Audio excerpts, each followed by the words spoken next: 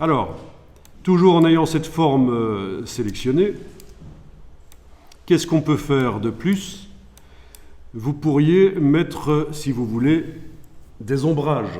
Je ne l'ai pas fait ici, c'est juste un dégradé, mais vous pourriez mettre des ombrages. Déjà, on va peut-être changer le dégradé de fond. On a deux fonds, en fait, sur cette forme, ce qui est assez particulier. Ça, c'est la palette aspect qui permet ça.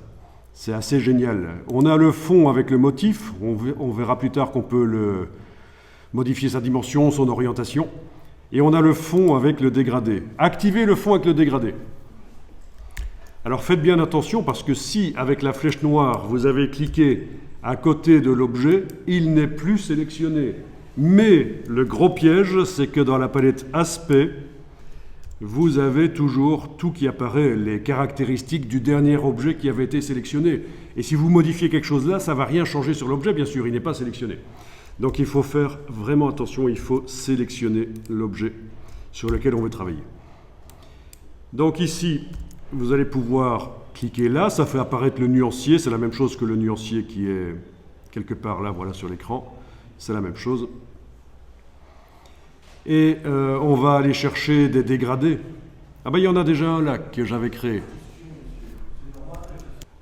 Alors oui, c'est normal qu'il soit tout petit là. Mais si tu veux, tu peux aller dans le menu ici et demander affichage par grande vignette. Voilà, du coup, on a un affichage par grande vignette quand on clique là. Mais c'est vraiment exactement la même chose que le nuancier. Du coup, je vais utiliser le nuancier qui est là dans la palette, c'est mieux. Parce qu'il n'y a pas assez de place si on l'utilise via la palette aspect ici. Il faut jouer avec l'ascenseur, c'est vraiment foireux. Donc, il suffit d'activer le fond ici et puis je vais jouer ici. Alors, je disais, il y a un dégradé ici, un peu couleur dorée. Voilà, vous pouvez tester et voir ce que ça donne. Mais on va aller en chercher d'autres, vous allez pouvoir choisir votre propre dégradé.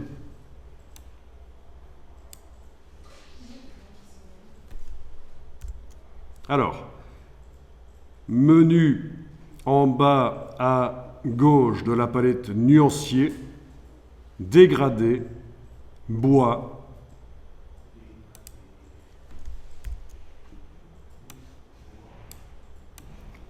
Et là, vous pouvez, la palette qui s'est ouverte, l'agrandir.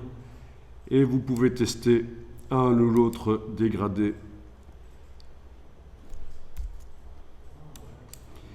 Mais vous pouvez aussi passer à la palette suivante qui était dans la liste avec la petite flèche noire. Donc c'est comme pour les palettes des brushes en fait. Hein.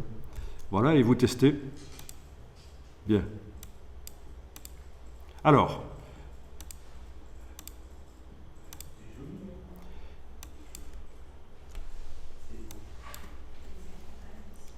on est d'accord, ça marche? Alors voilà.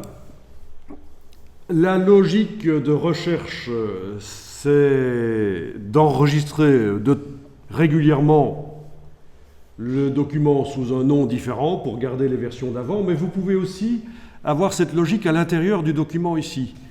Donc pour ça, il va falloir sélectionner tout. Vous faites un CTRL A sur le PC, commande A sur le Mac, ça correspond à menu sélection. Tout. Donc tout se sélectionne, la photo n'est pas sélectionnée. On imagine que le dessin a été fait entièrement et qu'on n'a plus besoin de la photo en fait. Hein. Donc elle ne se sélectionne pas, c'est logique, elle est verrouillée, elle n'est même pas affichée. Mais par contre tout le reste se sélectionne, vous voyez. Et avec la touche Alt, vous prenez la flèche noire et avec la touche Alt, enfoncée, vous allez déplacer. Voilà, vous pouvez même enfoncer Shift, la touche majuscule, et vous allez mettre à côté. On lâche le bouton de la souris, puis Alt et Shift, et vous avez fait une copie. Donc c'est la logique de recherche. On multiplie comme ça dans le fichier Illustrator des versions, parce qu'on va faire différents tests, et on va pouvoir comparer. Donc c'est une fois que c'est sélectionné, avec la flèche noire et la touche Alt enfoncée, et peut-être même aussi la touche Shift, la touche majuscule, pour que ça se déplace parfaitement à l'horizontale, on déplace, voilà.